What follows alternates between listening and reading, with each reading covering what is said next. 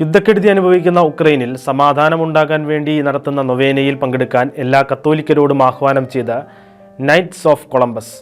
ഫെബ്രുവരി 15 ആരംഭിച്ച നൊവേന ഉക്രൈനിൽ റഷ്യൻ അധിനിവേശം ആരംഭിച്ച് 2 വർഷം പിന്നിടുന്ന ഫെബ്രുവരി 24 തീരും വിധത്തിലാണ് ക്രമീകരിച്ചിരിക്കുന്നത്. ഏത് ദിവസവും ചൊല്ലാവുന്ന വിധത്തിലാണ് നൊവേന തയ്യാറാക്കിയിരിക്കുന്നത്. യുദ്ധം ആരംഭിച്ചതിൻ്റെ വാർഷികത്തിന് ശേഷവും നൊവേനകളും പ്രാർത്ഥനകളും ഉക്രൈനിൽ യുദ്ധക്കെടുതി അനുഭവിക്കുന്നവർക്ക് വേണ്ടി തുടരുന്നതിനും വേണ്ടിയാണിത്.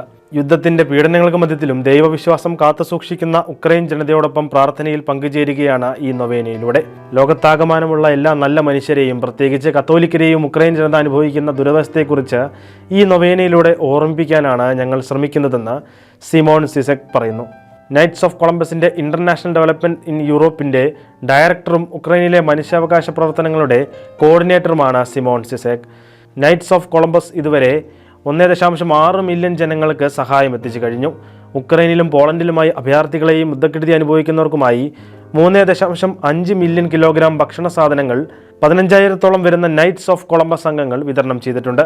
2.5 ലക്ഷത്തോളം പാഴ്സലുകളും കുട്ടികൾക്ക് വേണ്ടിയുള്ള 4,000 ജാക്കറ്റുകളും 1000കണക്കിന് ജപമാലകളും 100 കണക്കിന് വീൽ ചെയറുകളും ജനറേറ്ററുകളും മറ്റ് ആവശ്യ വസ്തുക്കളും അവർ വിതരണം ചെയ്തിട്ടുണ്ട്.